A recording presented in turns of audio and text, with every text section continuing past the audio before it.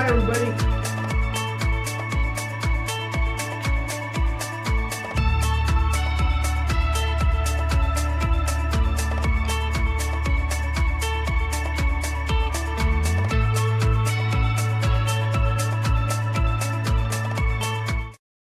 Welcome, wonderful travel advisors. We are so excited to have Mike Archer back for our lesson 4 of our sales training. How are you doing today, Mike?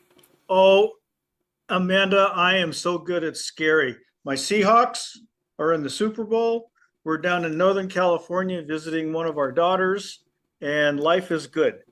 I So, love that. so what we're going to do today is everybody should be on page 16. Let me adjust this thing here so my head doesn't get cut off. There we go. We're on page 16 on communicating. And remember, I told you, and we could keep hammering on you that this is a relationship business.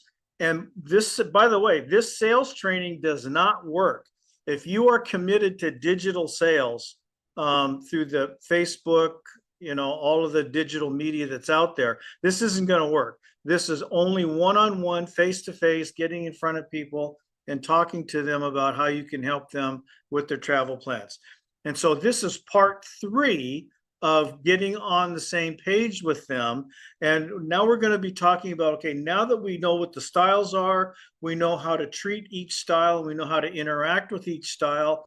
Now we're going to talk about, okay, how do we create that climate that's conducive to a good sales environment? And again, this goes along with Jose's training of meeting and greeting and getting to know the client. So the first thing we want to talk about is how do you set up a positive interpersonal climate? And you can see it on page 16. All that is it's an approval process. You're approving of me to come in and spend some time with you, because remember, I told you the very first decision people make is not whether or not they're going to buy from you. The very first decision they're going to make is whether or not they're going to continue to listen to what you have to say. All right. So that's approval, that's acceptance. So what happens if that doesn't happen? Well, one of two things happens. Either it's a non-productive climate, and we've all been there, where the people we're talking to, they just don't seem to be interested. Their eyes dart around. They're indifferent to everything we have to say, or it could come out to they just don't want to listen to what you have to say. They just disapprove, and they're not interested at all. And then the last one is what's called a destructive personal climate, where everything just goes kablooey and there's no relationship there. In fact, the relationship has been ruptured. And we've all had that in our personal lives, I'm sure, over the years.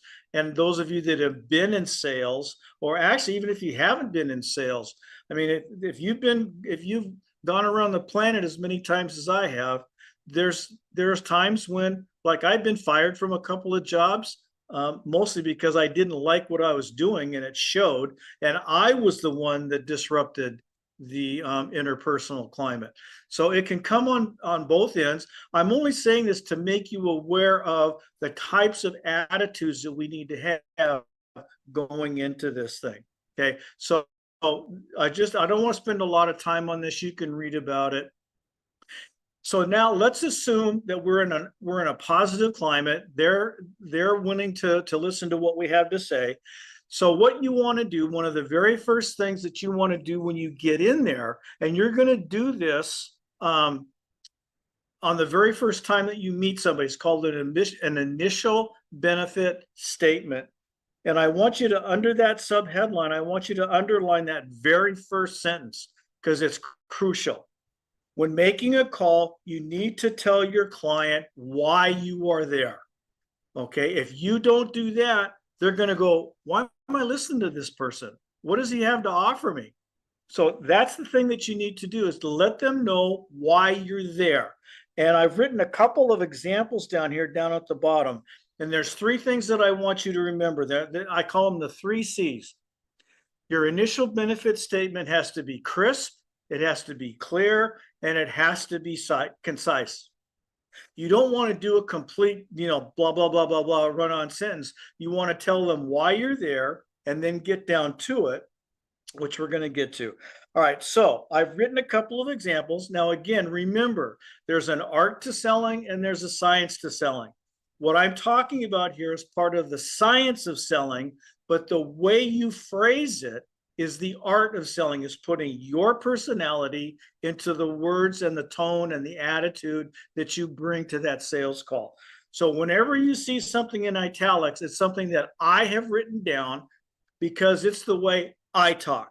You need to do this. When we're finished today, you should have a couple of initial benefit statements done and ready to go. And I've done two here. The first one is it's for a cold call. You're walking in, you've never met somebody, you don't know what's going on, you're trying to figure out how you can help them. So you have something that's pre-prepared. Why are you there? Hi, I'm Mike Archer from Evolution Travel, one of the key leaders in vacation travel. Would you have a few moments to talk to me about how we can serve your upcoming group travel needs by showing you how we can save you time, energy, and money? Okay, so right there in a nutshell, I've established that one, I've been in business for a long time. Two, I want to save them time, energy, and money. And three, I want to be respectful of your time. So those are some of the key things that when you're putting this in your own words, these are some of the key things that you want to hone in on. Now, let's say that this is a referral that you've gotten from somebody, and now you're going in for an appointment. So it's not really a cold call. You've made an appointment. They've agreed to see you. The wording is basically the same, but it's just a touch different.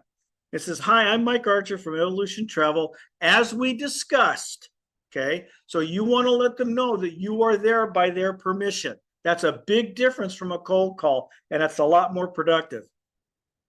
As we discussed, I'm here to talk to you about how we can serve your upcoming group travel needs by showing you how we can save you time, energy, and money. So essentially, it's the same thing, but in a different format. Hold on a second, guys. Sorry about that. I've got nose issues. So essentially it's the same thing, but the first sentence is a little bit different. All right. So initial benefit statement, interpersonal climate, initial benefit statement, conversational circle. We've talked about the conversational circle before, and we call this is the little engine that could. All right. So the conversational circle is, and I want you to underline this paragraph underneath conversational circle. This is our engine that gets us from the beginning all the way to the end. This is what we're going to be using the entire time we're on a sales call. This is the conversational circle is one of the most important skills you can learn, because it gives you a format for keeping everything on track and moving smoothly from start to finish. Okay, so how we do that, we do it with what we say. Again, remember, it's our personality styles, what we say and what we do, and we're going to use verbal and nonverbal clues to do that. This is the key. This is where the styles comes back into play here. So the biggest thing we're going to talk about, and the conversational circle is also going to help things from getting into lock on, lock out, which we're going to get to in a couple of minutes here. So verbal support involves words, inflection, and using their names. Now you got to be careful.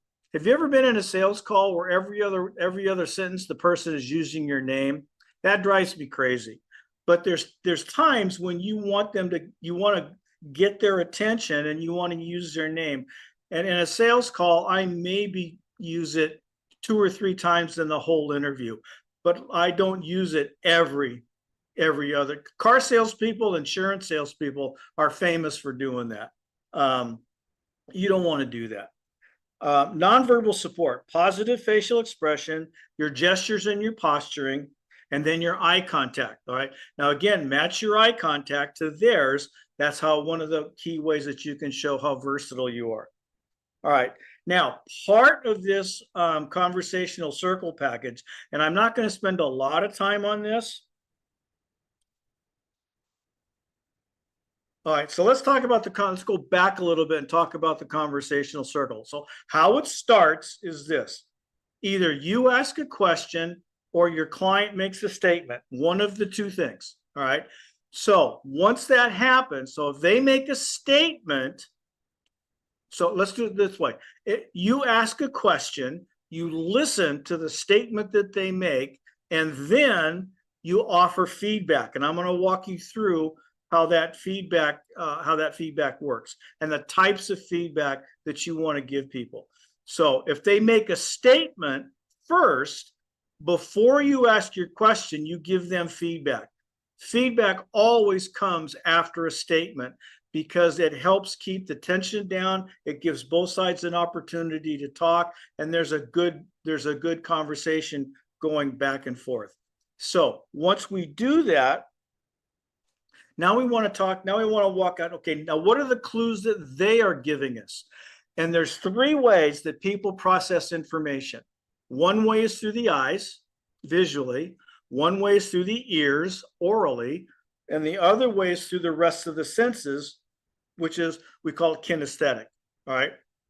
How you can tell, and this is another way that you can get on the same page with people, which is why neurolinguistics is important. And I'll give you a really good example. I am a visual and a kinesthetic learner. If you try to tell me how to do something, you're going to lose me in 2 minutes, because I do not process information through my ears at all. If you want me to learn something, I've got to get my eyes on it. I've got to get my hands on it. And that's how I learn how to do things. Now, when my wife first started working with me in yearbook sales, I tried to teach her the way I like to be taught. And I should have known better, because we've been married for 20 years, and I should have known this. I tried to tell her my way, and she says, no, just tell me how to do it and I'll get it. Well, my wife processes information primarily through her ears and not through her eyes or through her senses. Now, here's what to look for. When you ask somebody a question and they start thinking, watch what the eyes do. A visual learner will almost always look up. An auditory learner will almost always go side to side, because that's where the ears are. A kinesthetic learner will always look down, or usually will look down, usually to the right, but for sure they will look down. So watch what they do when you ask them a question as they start thinking. Watch what their eyes do. Now, why is this important?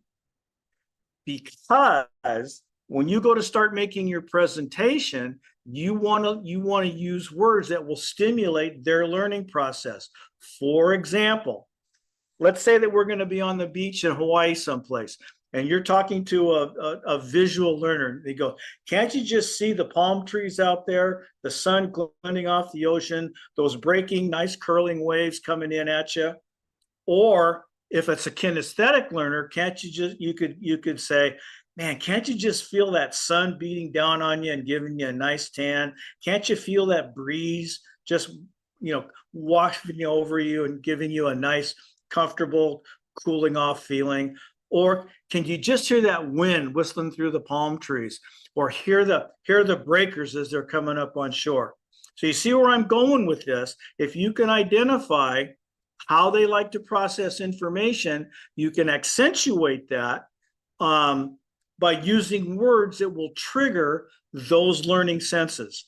All right. Now, this is not a big deal, but this is just one more way that you can be versatile using verbal. This way, you'd be using verbal clues. All right. So pay attention to that, because it's kind of important. It's not critical, but it's just one more way that you can get on the same page with them. All right. So next thing we want to talk about is, this is part 4 of getting on the same page. How do you manage? Remember, we talked about backup behavior and what happens when you get into stressful situations. So we're going to talk a little bit about what happens when you get in stressful situations. The first one is called telling tension. Now, this is not a selling skill. This is a paying attention skill. All right.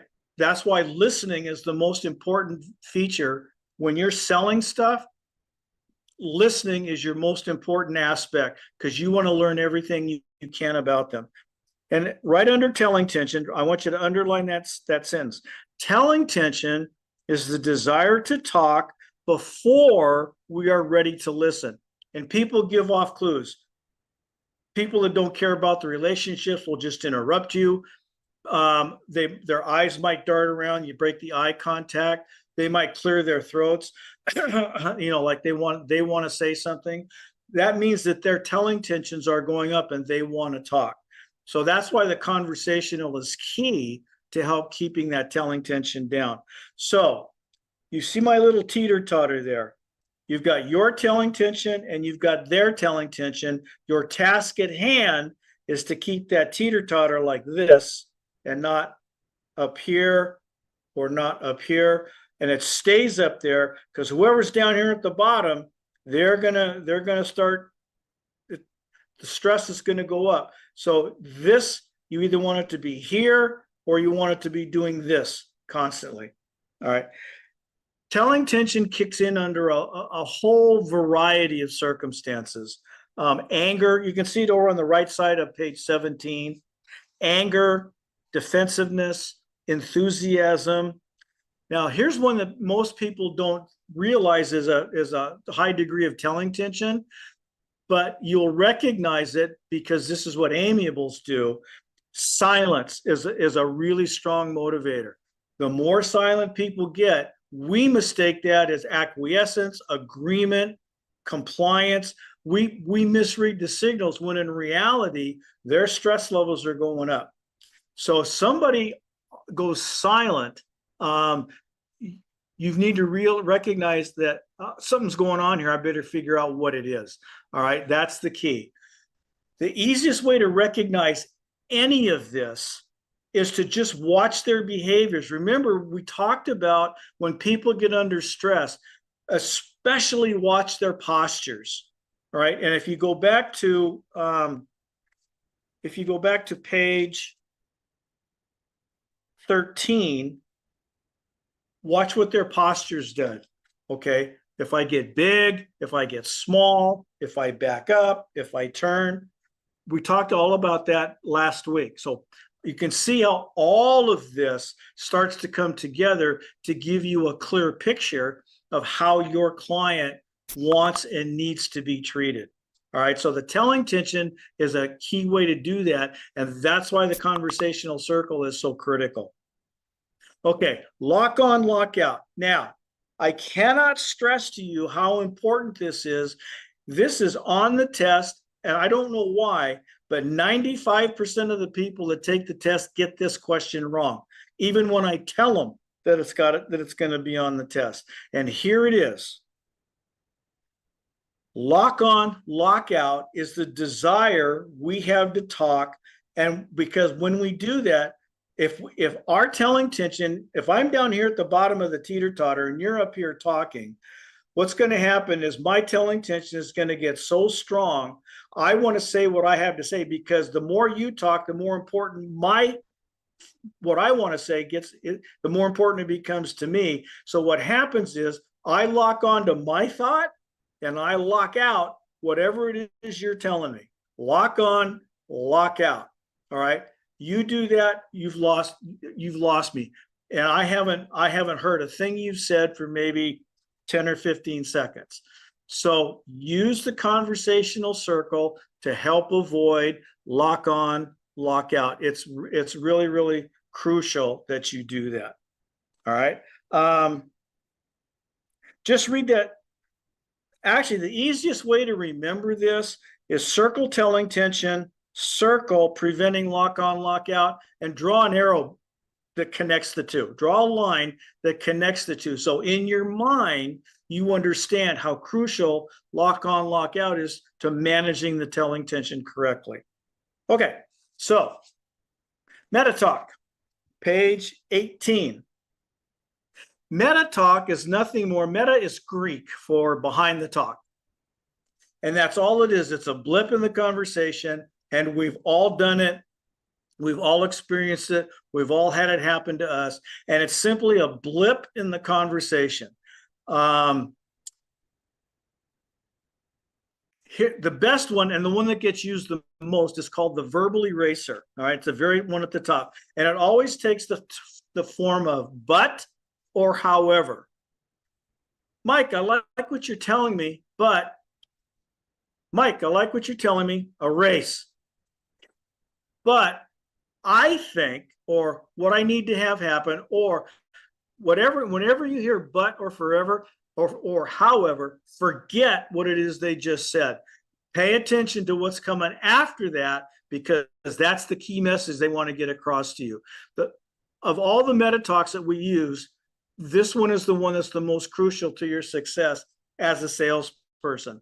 The other ones are things that you can read about. There's all kinds of texts on meta talk, but I'm going to use just a couple of them. I'm not going to spend a lot of time on it. You can see feigned casualness or blips in the phrases, like, well, that could be a feigned casualness is, oh, by the way, or before I forget. Well, oh, by the way, or before I forget are keys that you better pay attention, because whatever I'm saying next is important. Right. So whenever you hear blips in the conversation, pay attention to what comes immediately after that word or phrase. All right. False modesty. Far be it from me to say, but pleaders, hey, I'll try. You never, ever, ever in this lifetime use a pleader, ever. It's okay not to know something. And that's the single biggest hurdle people have to get over, because they think they're the pros. They have to have all the answers. That is simply not true. And I want you to drill down into your brains on this and make some notes over here under pleaders. Don't ever tell somebody, well, I'll try, or I'll do my best. If you can do something, say so. If you can't do something, say so. You will be held in more esteem if you admit to not knowing something. And when I was first starting in the yearbook business, this happened to me all the time, because I knew how to sell. I didn't know anything about yearbooks. So I'm walking into classrooms, and every day I'm getting a question that I don't have the answer to. So the advisor or the editor, one of the kids would ask me a question. He said, you know what? I haven't got a clue what the answer to that is, but I know the people that do. And I'm going to let's get on the phone right now. We'll call them and we'll get the answer to that question. So we would get on the phone right there in the classroom. We'd call the customer service people back in the plant, get the answer to that question where everybody's listening. And after about 3 years, I quit calling the plant, because that's how I learned. When I got those questions, I knew what the answers were. Same as for you. You've got some tremendous assets in Susie, in Ron, in Reggie, and especially Jose on the travel side. You've got all the Evo people on the recruiting side. You've got your team. You have people that know the answers. It's okay not to know. I can't emphasize that enough. Those of you that are Star Wars geeks, you'll know when Yoda was training Luke, he said, there either do or don't, there is no try. And I've never forgotten that, because it is so apt. All right. Confidence builders. We've all had this happen to us. We've been in, like, we're buying a refrigerator or furniture or whatever, and says, well, let me be honest with you. Well, does that mean that you haven't been honest with me up to this point? Those are the kinds of things that drive me crazy. And I'm sure if it's happened to you, it's driven you crazy as well. Okay, so enough for meta talk. Now let's go on to what's called feedback. Remember, feedback is 1/3 of the conversational circle. And in some respects, depending on what your feedback is, it can become the most important part of the conversation. All right, so let's talk about feedback. Over on page 17, I want you to underline underneath feedback, the bottom sentence, it says, it is up to us to understand and appropriately respond to the statements that they make, to let them know that we are listening and that we are understanding. Those are the two key things. Because if the people don't think you understand them, they don't think you're listening to them, they're going to go, this guy doesn't care about me. Why should I want to do business with him? Listening and understanding are the two keys to feedback. Now, we are constantly giving feedback, verbal and nonverbal feedback. So let's talk about the nonverbal for a little bit. That's down at the bottom of 18. Clearing the throat, shift in body posture. Again, both of those indicate a little bit of stress. A change in facial expression, a question that is really a statement. And I'm hard pressed to come up with an example of that right now, but we've all been in a situation where somebody's asked us a question, but it really isn't. It's like, do you really think that's true? And you know that the answer to that is, they know the answer to that is, no, it's not true. And they know that, but they ask it like a question. Or more or less animation in the voice, or interrupting the conversation. Those are the nonverbal clues that we get that indicates we need to give them some sort of feedback. All right. So here are the types of feedback, and here are the situations where you want to use them. And I'm going to spend some time in here because of all the skills that we're showing you. This is one of the key ones. All right. So support always shows approval. And these are all on page 19. So support shows, and I'm going to go through this feedback summary, but you can read them. You can read about them over on the left-hand side. Makes a positive statement, moves toward your position, or says anything that you agree with. All right. Assurance. It also shows approval, especially when they make a request, moves towards your position, or agrees that there is a need. Now, this is where the not knowing comes into play, because if you try to bull your way forward and you give them some answer that may or may not be correct, if it's shown later that it wasn't a correct statement, you've lost their trust. All right. It's better to acknowledge you don't know and you will get the answers than to try to bull your way through. And I can't tell you how many people I have talked to that one of the first things that they say is, yeah, I made a big mistake here. I tried to tell them something that I really didn't know what I was talking about. Don't make that mistake, wonderful people. You'll get in trouble so fast your heads will spin. So when they move towards your position or they agree that there is a need. Okay. Acknowledgement. Now, how many times have you been in a situation where either you have said something and the other person will say, yeah, I think maybe you're right, but what they've done, they just put a verbal eraser in there. Well, that but immediately makes you uncomfortable because you know they are not agreeing with your position. And it's okay, especially in the back and forth of sales, it's okay not to agree with somebody. And there's a way to handle that. So instead of agreeing with them and then putting the verbal array from there, you want to say something like, okay, so here's when it comes into play. They say something you don't agree with. They move away from your position. They object to your opinion or position, or they postpone a decision. All right. So when they do that, a returning question, as soon as you acknowledge, is a returning question is crucial here. And I always use this really dumb story, but it illustrates the point. I am a new employee of Archer Travel Service, and I'm in my first day, and I go in and it's the morning break, and Ron comes in. I'm having a cup of coffee. Ron comes in. He wants to know how I'm doing, how I'm settling in, and then we start a conversation. He goes, I've been reading Mad Magazine, and it's been telling me that the moon is made of rocks and hard stuff.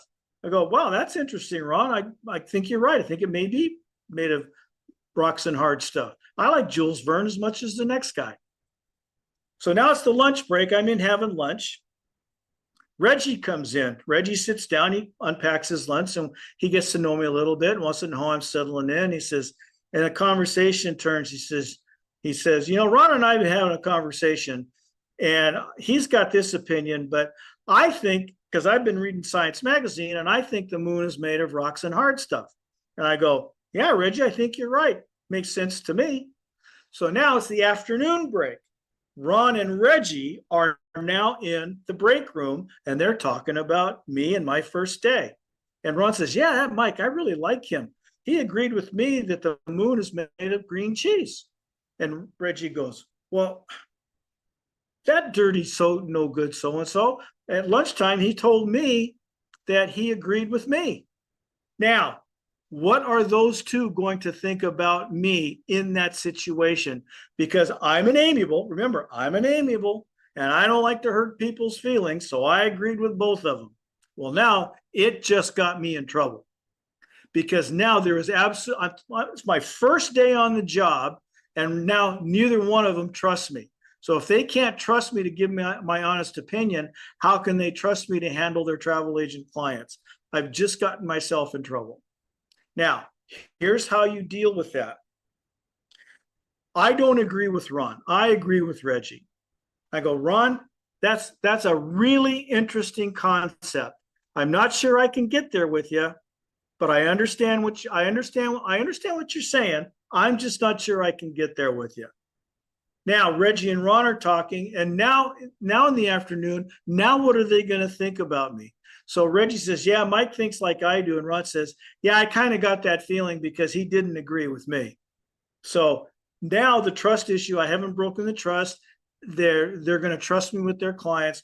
So acknowledgement is nothing more than acknowledging their point of view without agreeing. Now, the way I would say is, hey, I'm not sure I can get there with you. I understand what you're saying. It's just not something that I particularly agree with. And then immediately after that feedback, I ask them a question. And that question is always going to be, why do you hold that opinion? Or why do you believe that, so I can understand? That's the question you always want to ask. If you have to say something that acknowledges it and you don't agree with it, move away from their position. But it's critical you find out why they believe the way they believe. So down the road, you can do some research, or you can answer it. Maybe it's a misconception they have that's easy to clear up. Who knows? But the one thing you do not want to do, especially on acknowledgement, you do not ever want to guess why they feel the way they do. You always probe that. You always question that until you have a clear understanding of why they hold that position.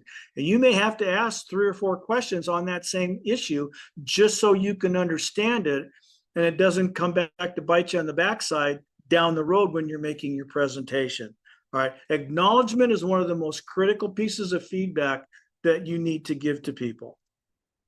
Okay, empathy. Empathy is when somebody complains that shows strong negative emotion, or they're relating a sad or unfortunate experience. And empathy just lets them know you're on the same page with them. That's really all it is. All right. So when they complain, man, I'm really sorry. Tell me a little, and that's when you want to ask to tell me more questions. Wow, I'm really sorry. Tell me more. And we're going to get into some next week. We get into questions and how you can rate the types of questions to the types of feedback you're giving. So it'll start to form a more complete picture. So giving it to you in bits and pieces, hopefully you can put it together down the road. So when they complain, they show a strong negative emotion, or they relate a sad or unfortunate experience. Just, man, that's got to be tough. Man, I can't believe that happened. Tell me more. And then, or then what happened? So yeah, it's just, that's the way you want to do that. And then finally, restatement is a good one when you need to buy time, you want to clarify a point or a position, or to prevent backup behavior. For example, let's say that you don't really understand what they're telling you. This is where restatement comes in. So I said, okay, let me understand this. What you're telling me is you want to do this on this date, and these are your restrictions, and and you so whatever it is that you're not understanding, you want to push that back to them. Says, have I got that right? Okay. Restate is your feedback. Have I got that right? And they're going to go, no, I meant this, this, this, and this. Okay, let me restate again. You want to do this at this time with this kind of money, and these are the people that are going to whatever it is, and they're going to go, now you got it. That's where restatement comes in. It buys you time. It also clarifies the point or the position. So because remember, our primary goal is to listen to them and understand them. So if we don't understand them, restatement lets them know, okay, you didn't quite hear me right. Let's go over this again. So that prevents backup behavior. That prevents going into stress. All right. That's the key to all of this. So support, assurance, acknowledge, empathy, restate. Next week, we're going to talk about the kinds of questions you can ask that feed into finding out what they want to do, and also that fit in with, okay, depending on the kind of feedback I'm giving them, what kinds of questions do I want to ask them? Okay, so that's it for today, wonderful people. Go Hawks. I hope nobody out there is a Patriots fan. If you are, oh well. So anyway, Amanda, do we have any questions from anybody? It doesn't look like we have any questions right now, but like you said, if they do have questions, they can call you and they can send you an email and you can get those answered for them. Okay. All right, guys. So I'll see you, and I'll be bringing on the Seahawks next week, and hopefully the week after I can brag that they've won the Super Bowl. So that's it for today. I'll see everybody next week. Bye. Bye.